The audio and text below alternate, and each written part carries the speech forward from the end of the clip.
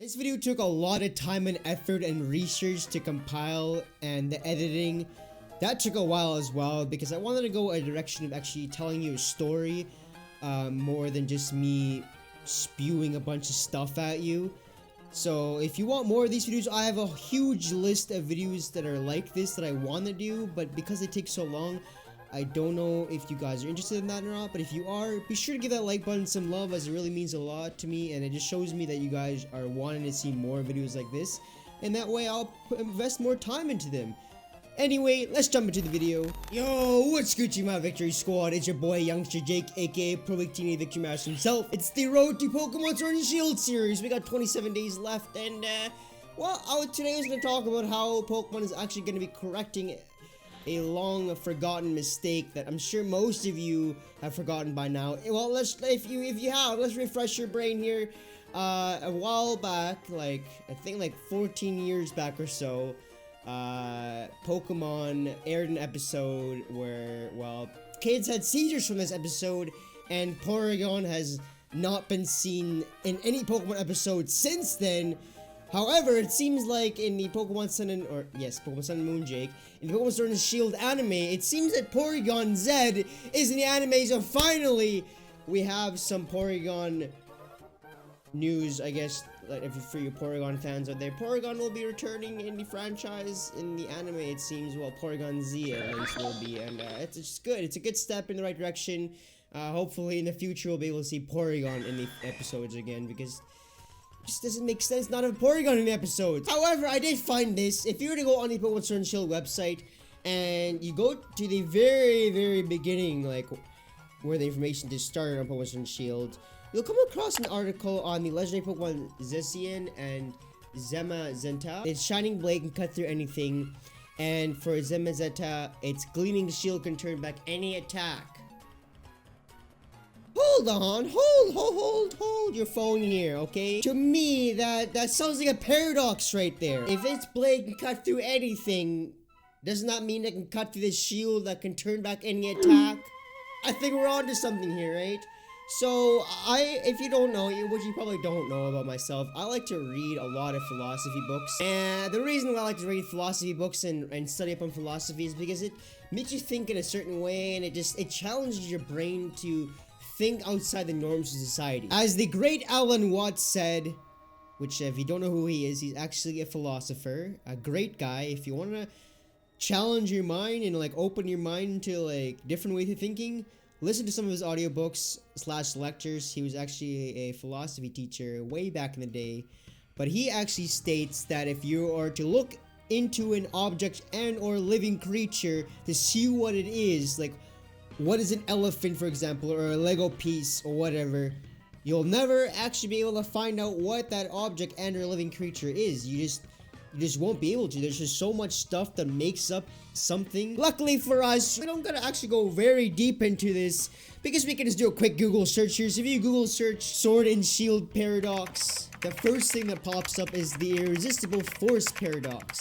aka the Spear and Shield paradox. The paradox states, the immovable object, in this case Zamazenta, and the unstoppable force Zacian are both implicitly assumed to be indestructible, or else the question would have their trivial resolution. Meaning, in this case, if both aren't indestructible, well then we already have the answer to our question here. Can Zacian beat Zamazenta? Yes, it can. Well, in this case, actually, Zamazenta will beat Zacian, because if one of them isn't indestructible, which in this case, it most definitely would be Zacian, just because, well, a sword is much less durable than a shield. A shield's there to defend against it, right? And as time goes by, the sword will break down as Zacian keeps attacking Zamazenta's shield, this making the sword break into pieces later on, as, well, it'll break before the shield, because there's more volume to the shield than there's a sword. Hold your meatballs, though! That isn't the most interesting part to this paradox.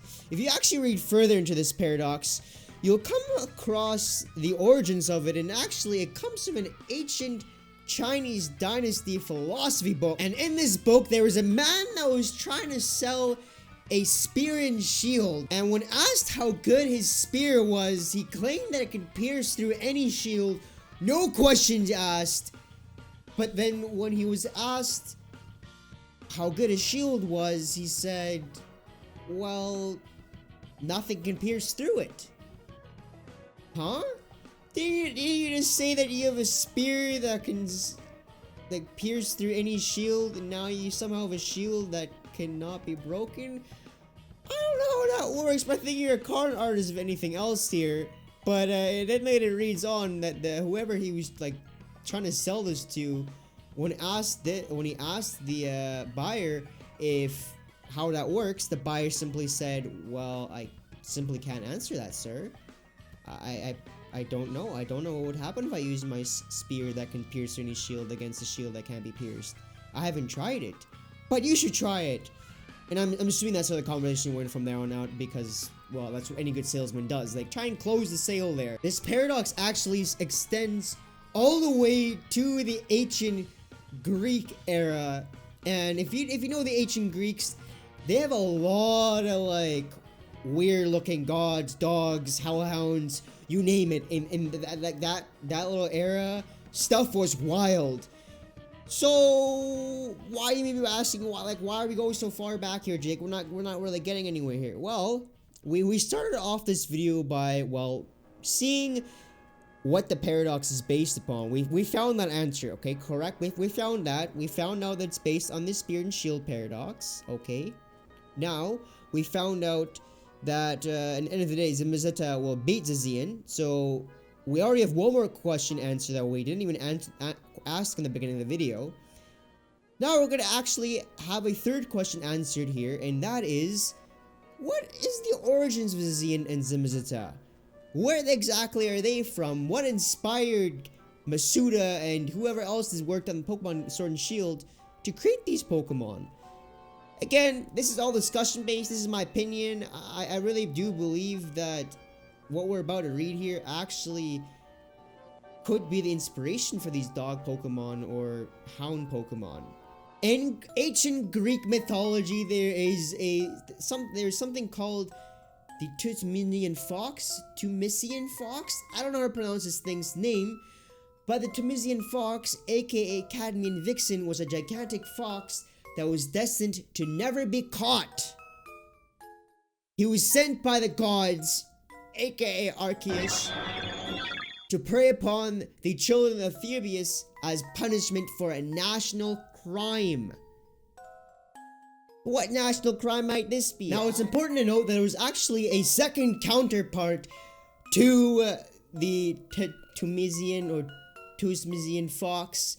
It's kind of like the yin and yang with these two, and his name was Lelepius. He was actually gifted. It was in one of these stories of Lelepius. He was a gift from Zeus to Europa, and while Lelepius' job was actually to catch the Tumisian fox, which couldn't be caught, so his job was pretty impossible. Zeus actually later on realized this, and he turned them into stone and cast them up as constellations as Canis Major and Canis Minor.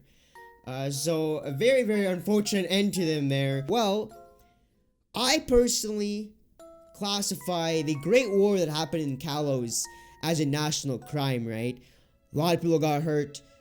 Machines were created that could potentially destroy the Earth, and, well, we got Team Flare out of it.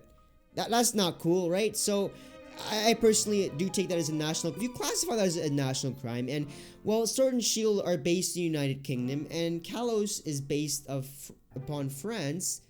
I don't know, man. It seems like they're connected here, and the national crime could be the Great War. Why am I talking like this? I don't know. But there we have it. In conclusion, I highly encourage you to actually read up on the Irresistible Force paradox, aka the Spear and Shield paradox, as I really believe that this might be the inspiration behind Zacian and Zamazenta, as well as maybe the story behind Pokemon Sword and Shield. But for now, we won't really know the true answer to this until we've actually played Pokemon Sword and Shield. Pokemon Sword and Shield is coming out in 25 days now. I'm very excited regardless if this lore turns out to be true or not. I really believe that Pokemon Sword and Shield may become one of the best Pokemon games since, like, the Gen 1, pretty much. And I know there's a lot of people that don't like Generation 1, but it really seems that Masuda and his team have poured their hearts and soul into Pokemon Sword and Shield, and I'm very excited to see what it holds for us in the 25 days here. This video is meant for discussion, so I would like to know your 50 cents in the comment section down below. Do you think Zacian can cut through Zamazenta's shield? Let me know in the comment section down below. I'm very, very interested to hear what you think. And let me know, which start are you choosing? I know I've been asking this a lot, but I want to see some hype for Grantee in the chat, for Sobble in the chat, and for Scarlet in the chat. Hype for all of them in the chat. Biggest Pokemon Shard and Shieldler is right around the corner here. Until next time.